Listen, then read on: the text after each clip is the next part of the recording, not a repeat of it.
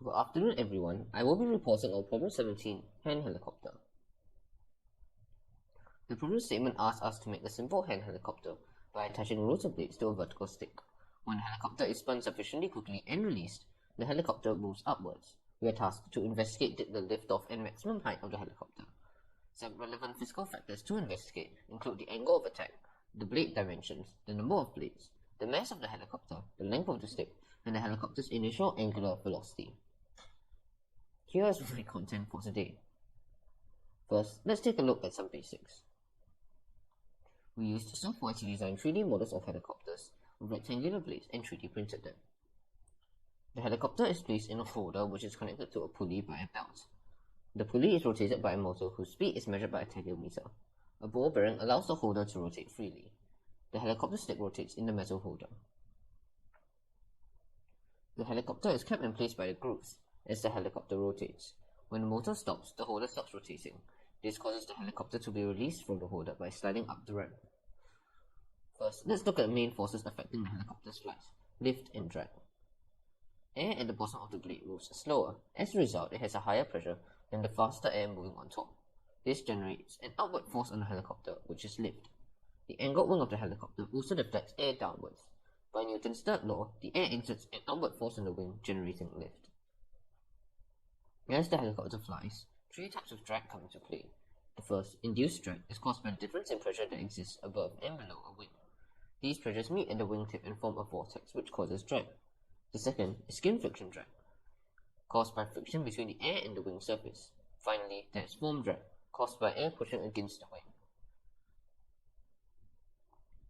To model the lift and drag acting on the helicopter, we use the lift and drag equations and define KL and KD as such.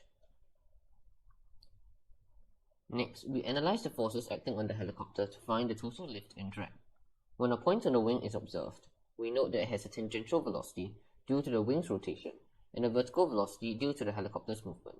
We take the vector sum to obtain the net velocity. From this, we obtain the direction of the lift force, perpendicular to the net velocity, and the direction of the drag force, opposite to the net velocity. With this, we formulate the following integrals for the lift and drag on the wing.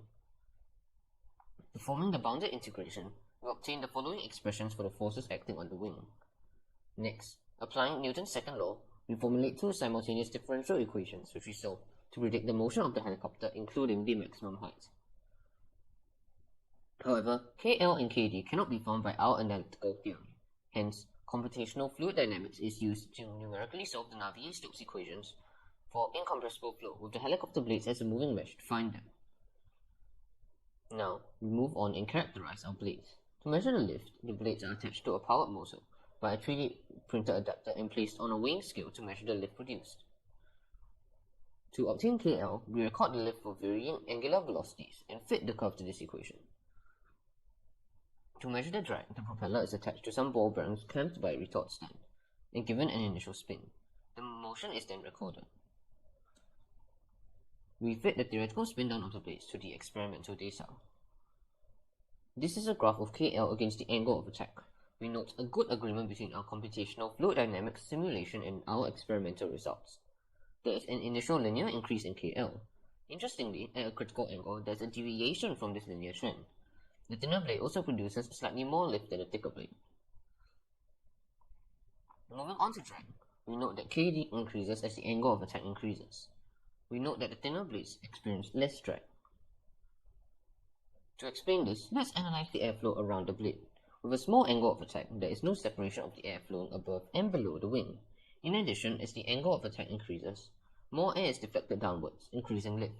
This also increases the angle at which air pushes against the wing surface, increasing drag. However, beyond a critical angle, the flow around the wing separates. This results in stalling from turbulence along the wing. As a result, there is less lift and more drag. The cause of the trend is clear. The deviation from a steady linear increase is caused by stalling, when the flow around the wing separates, transitioning from laminar to turbulent flow. The thinner blade also results in less flow separation, which increases the lift produced. This can be seen here, where the thinner blade has a smaller turbulent wake.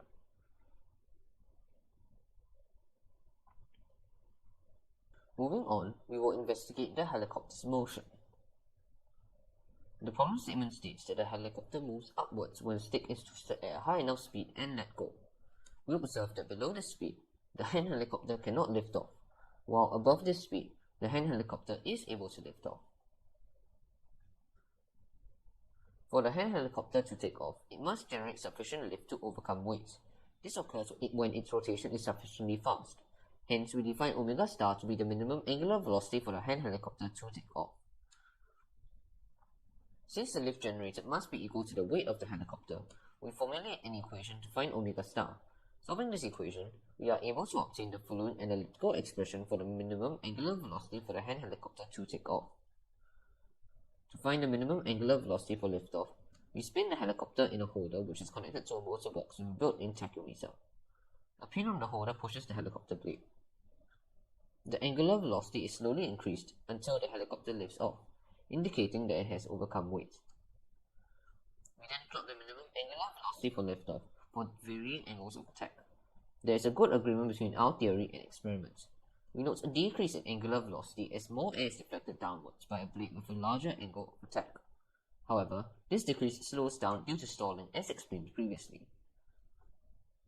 When the thickness of the blade is reduced, the lift-off angular velocity decreases due to the lower mass of the blade and reduced flow separation. Finally, we investigated how varying the length of the blade changes the minimum angular velocity for liftoff. Firstly, a longer blade deflects more air downwards, hence generating more lift. This causes the lift-off angular velocity to decrease as the length increases. We also observe a slowing decrease. Moving on, let us discuss the maximum height and the motion of the helicopter. Once the helicopter lifts off, its rotation begins to slow down. The helicopter also eventually reaches a maximum height and descends. To explain this, we will begin at the helicopter's liftoff, where it rotates with an angular velocity omega, such that omega is larger than omega star. This results in an upward acceleration as the lift produced is greater than its weight.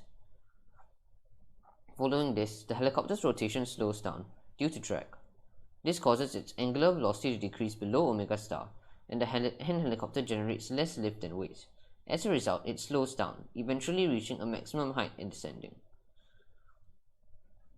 Now we will verify our theoretical model. To recap, we solved these equations of motion for the full trajectory of the helicopter and obtained the maximum height.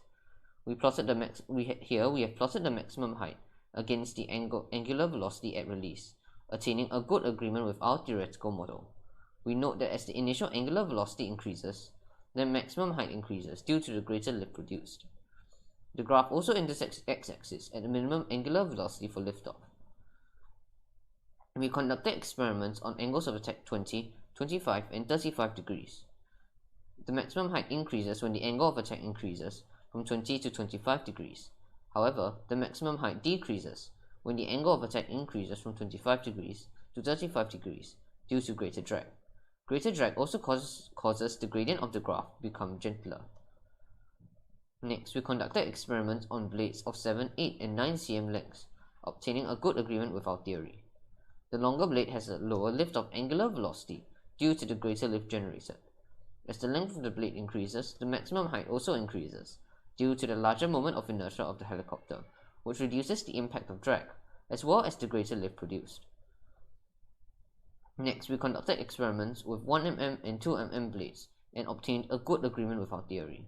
The thinner blade has a lower lift-off angular velocity as it has a lower mass. However, the thicker blade helicopter flies higher due to a higher moment of inertia, which reduces the impact of the drag. Finally, we note a gentler gradient due to the lower moment of inertia of the thinner blade. During our experiments, we noticed that under certain conditions, the helicopter became unstable and flipped over in mid-air. To understand this phenomena, we conducted a stability analysis. The problem statement states that a simple hand helicopter can be made by attaching rotor blades to one end of a vertical stick. In theory, a helicopter with a shorter stick would have a lower mass and hence should fly higher. However, we observed that a helicopter with a shorter stick is in fact unstable, while a helicopter with a longer stick is stable. To understand this, let's look at the moments of inertia about a hand helicopter's three principal axes of rotation. Intuitively, as the stick gets shorter, the center of mass moves upwards. This significantly reduces the moment of inertia about the x and y axes. Then we apply the tennis racket theorem, which states that rotation about the principal axis with the intermediate moment of inertia is unstable. As a result, once Iz exceeds Ix or Iy, the helicopter becomes unstable. Therefore, the helicopter requires a minimum stick length to be stable. Next, we quantitatively model this phenomenon. We begin by obtaining these expressions for the moment of inertia of the blade about its center of mass and the moment of inertia of its propeller. We find the moment of inertia of the helicopter about its z-axis and obtain the expression below. To predict whether the helicopter will be stable, we need to obtain the moments of inertia about the other two principal axes. We note that they intersect at the center of mass, whose position is calculated as follows. Using this, we find Ix and Iy. Finally, we apply the tennis racket theorem and form an inequality describing the conditions required for instability. To analyze the stability of the hand helicopter, we printed various lengths of sticks and blades and launched them to see if they exhibit stable flight. If a hand helicopter flipped over mid-flight, we considered it to be unstable. We then plotted the data points on the phase plot obtained by solving the inequality. The hand helicopter is stable in the green portion and unstable in the red portion of the chart. We observe a good agreement with the experimental results. In addition, we noticed that as the blade length increases, the critical stick length of stability increases as well. This video shows a stable hand helicopter, while this video shows an unstable hand helicopter. In conclusion, we have investigated the instability of the hand helicopter, predicted the lift and drag using computational fluid dynamics, and modeled the trajectory and liftoff with the lift and drag equations. We have also experimentally verified the parameters affecting the liftoff and maximum height. Thank you for listening to my presentation. These are my references.